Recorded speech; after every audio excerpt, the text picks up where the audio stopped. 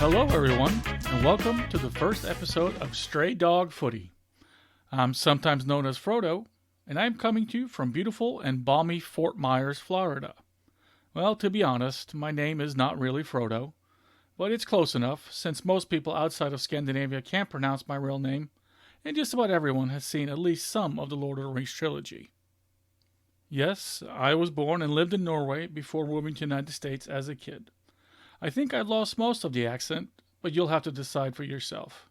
However, I am now an American, and most importantly, I discovered Australian rules football a few years ago and absolutely fell in love with the game. And that is why we are here, isn't it? I suppose you also like the game, or are at least curious about this unique, fast-paced, and hard-hitting sport from the other side of the planet. So hopefully, this podcast can be a way for us to share and explore it together. Okay, so you may be asking, why should I, as an American, put time and effort into doing a podcast for an Australian sport? Well, honestly, it is not something I ever thought I'd be doing. I have always thought I have a face for radio and a voice for silent movies. But in February of this year, I was asked to do an interview by another American footy-centric podcast called A Yank on the Footy. I was hesitant at first, but it turned out it was so much fun to do. Craig does a great job over there, and I would highly recommend giving him a listen. My personal favorite episode is number 7, by the way, but you might find your own favorites. Though I really hate the sound of my own voice, Rosanna of the AFL Obsessed podcast, which you should also totally check out, by the way, said my voice was unique. Kinda sounds like something you'd say about a blind date that didn't turn out so well, if you ask me. But hey, I'll take it. But seriously, I think we are looking at an unprecedented opportunity with what is going on in the world at this moment. Now, the bulb went out in my crystal ball, and I don't have that special proprietary screwdriver I need to open it up. But I would not be surprised at all if Australia is back up and running long before the United States. And we will once again have millions of fans starved for live sports still held prisoners in front of their TVs. It has pretty much become my mission in life to spread the word of Australian football to non-Aussies. So I just couldn't let this opportunity pass me by. And if I could actually help my footy club out a little bit along the way, so much the better. Okay, full disclaimer. It should be noted that I don't really consider myself an expert on Australian rules football. There are literally millions of Australians who have been steeped in this football brew since birth, all of whom have a depth of understanding I can, most likely, never hope to achieve. But I am learning all the time, and with all due modesty, I feel I know a lot more about this game than the average American. I also feel that I can bring a somewhat unique perspective, since I am an American who has traveled to Australia to see this awesomeness in person. And it is totally my second favorite subject to discuss. Now, my absolute favorite thing to talk about is my AFL team, or more correctly, my footy club. Anyone who knows me, in the least, or has come to within a few lines of code of my social media, knows that I am a proud, unapologetic, red, white, and blue Western Bulldog supporter through and through. I may have started out as a bandwagon jumper, but you theoretically couldn't swing Schrodinger's half-dead cat anywhere in my house and not knock a piece of Bulldogs merchandise off of the wall. I currently carry 6 different Bulldogs club memberships that I renew every year, and I start pretty much every day by turning on some Fox Footy programming and checking in with my various Bulldogs Facebook groups. One of them, that is nearest and dearest to my heart, is called Western Bulldogs International Fans, and I help run it, so I would very much appreciate it if you checked it out. It is a very welcoming space for footy fans, both new and old alike, and is a great place to find out what's going on down under. So obviously, I love my Bulldogs, but I would also need to draw on a lot of my personal experiences for this podcast.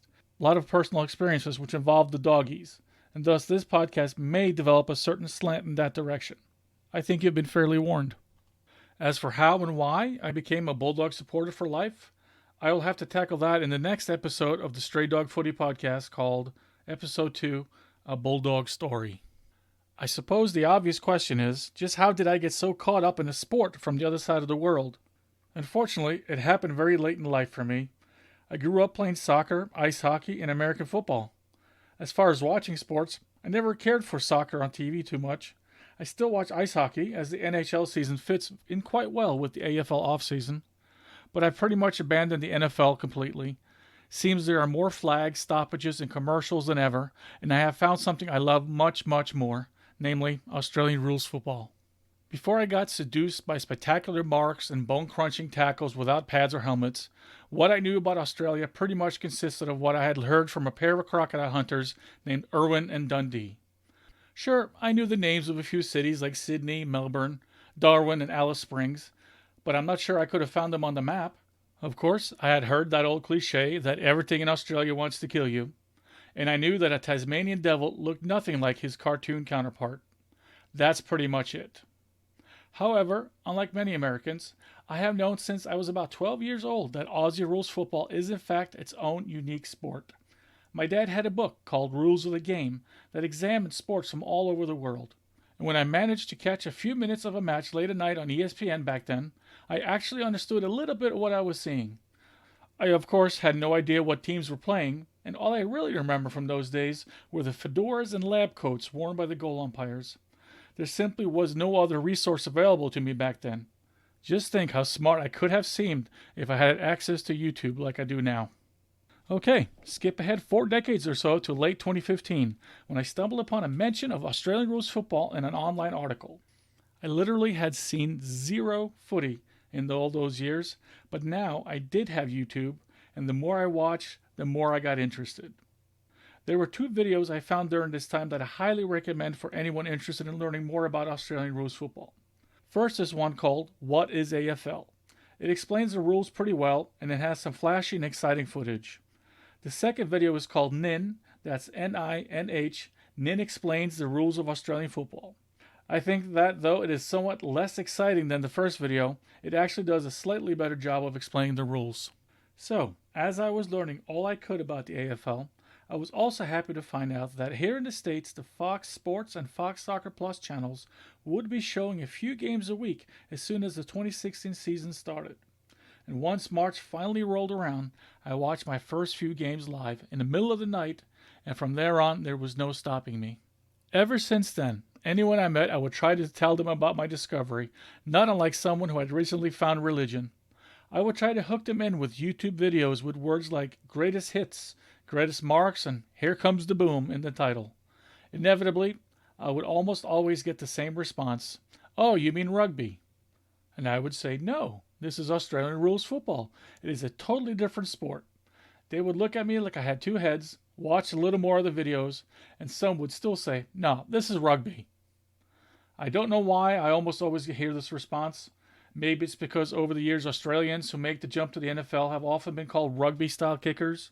Or maybe people just can't wrap their heads around the fact that something so awesome exists, and yet somehow they have never even heard about it.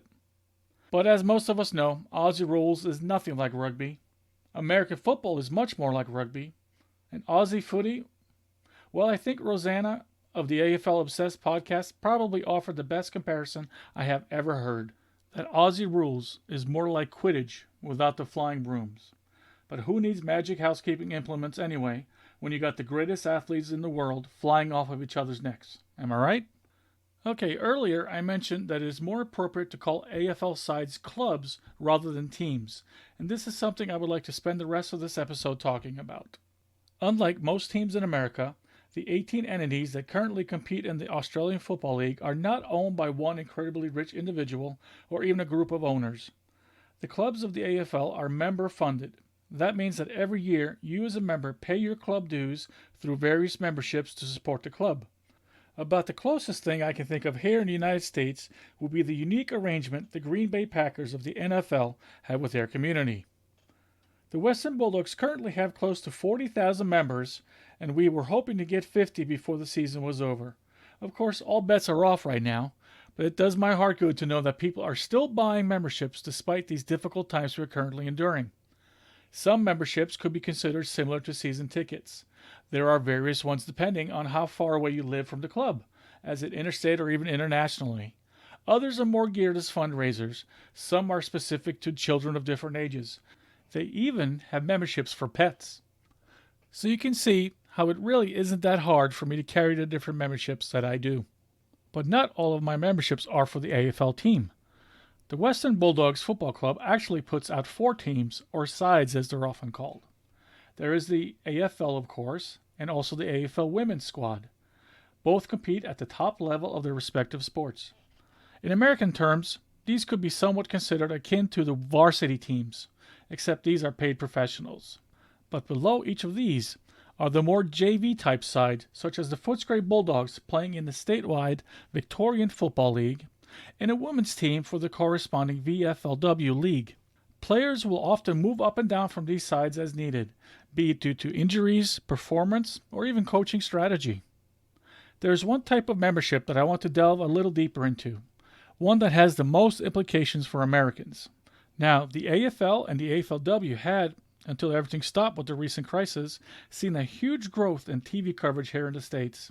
Fox Sports 1 and 2 and Fox Soccer Plus were showing more games than I had ever seen since I first started following footy.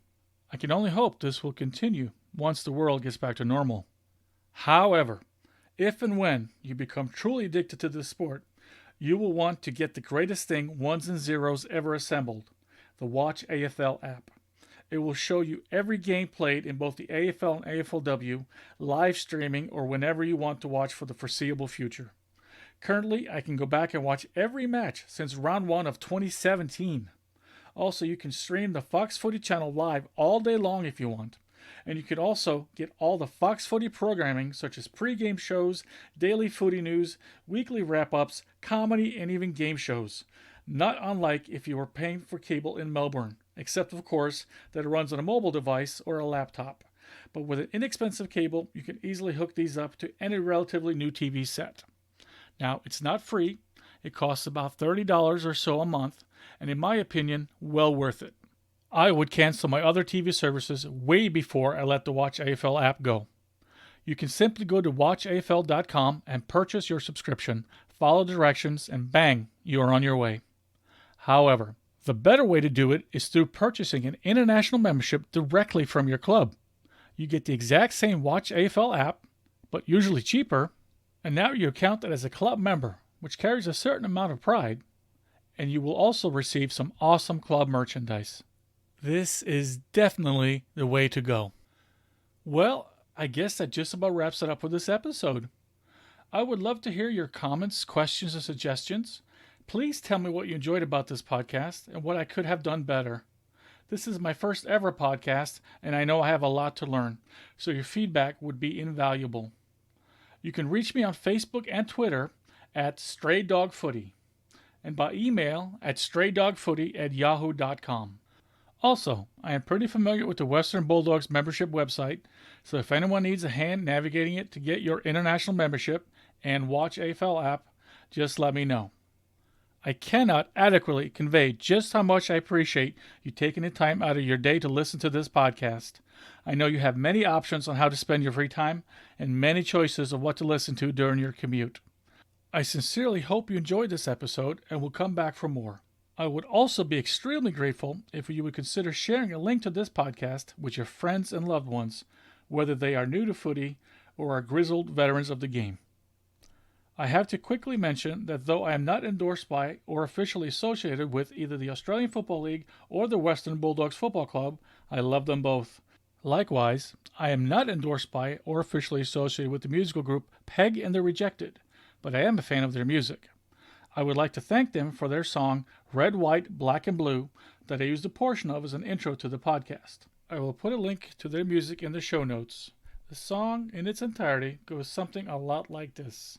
Take care, be safe, and go the doggies. 1, 2, 3, 4.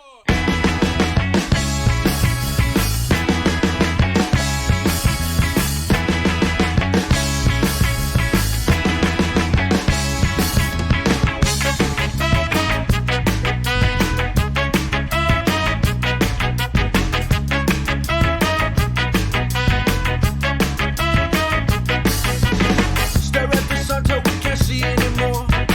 The yellow belly of executive agent.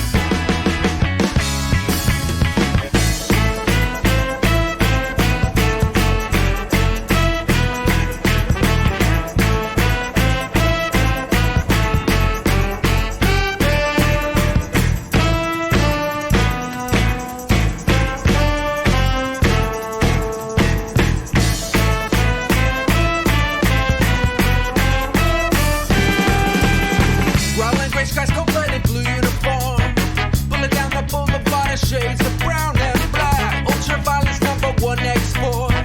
Poor nation, population, target devourers.